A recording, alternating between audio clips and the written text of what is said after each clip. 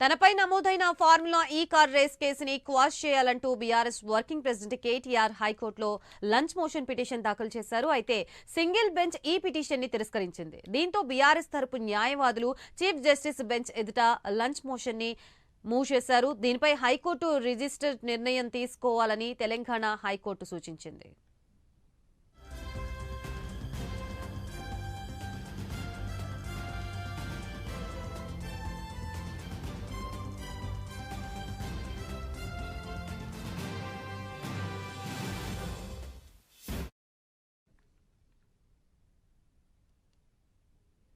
Formula ఈ race కేసులో కాసేపట్లో ఐఏఎస్ దానా కిషోర్ స్టేట్మెంట్ ని ఏసీబీ అధికారులు రికార్డు చేయనున్నారు. ప్రభుత్వ నిధులు దుర్వినియోగంపై నిన్న ఏసీబీకి మున్సిపల్ శాఖ ప్రిన్సిపల్ సెక్రటరీ దానా కిషోర్ ఫిర్యాదు చేశారు.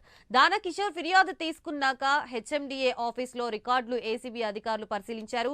విదేశీ కంపెనీకి 55 కోట్ల రూపాయల చెల్లింపుల వెనుక ఏం జరిగిందన్న కోణంలో ఏసీబీ అధికారులు ఆరా తీశారు. కేటీఆర్ సహా పలువురిపై ఇప్పటికే 4 నాన్ బెయిలబుల్ కేసులు నమోదయ్యాయి.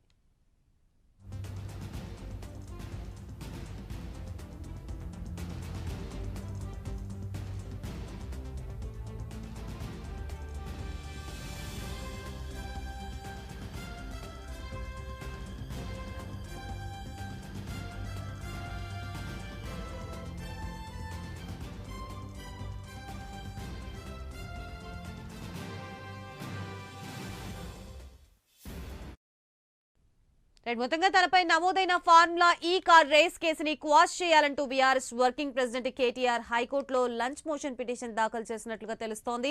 ప్రస్తుతం ఇదే అంశానికి సంబంధించి మనకి పూర్తి వివరాలు అందించడానికి మా ప్రతినిధి కుమార్ సిద్ధంగా ఉన్నారు. Kumar, thank you Gayatri.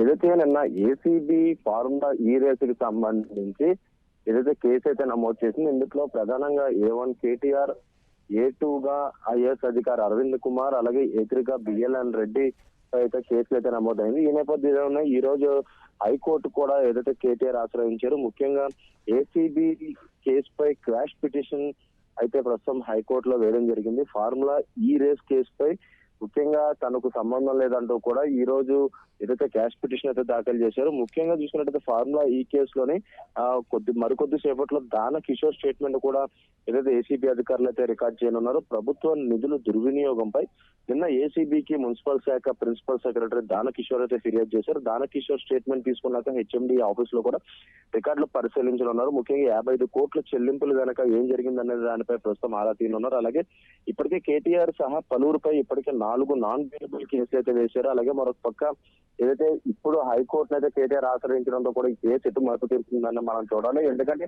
కొద్దిసేపటి క్రితమే దీనిపై కేటీఆర్ కూడా స్పందించారు. ముఖ్యంగా ఏదైతే దీనికి సంబంధించి అంటే ఫార్ములా ఈ రేసుకి సంబంధించి ముఖ్యంగా పొన్నం ప్రభాకర్ కూడా ఈ కార్ రేసింగ్ లో వ్యవహారంలోనే అవినీతి లేదంటూ కూడా ఆయన అయితే చెప్పారని చెప్పారు. ఈ కేసులో తన తప్పు లేకున్నా సరే ప్రభుత్వం కూడా కావాలనే ఈ కేసు పెట్టించారంటున్నారు.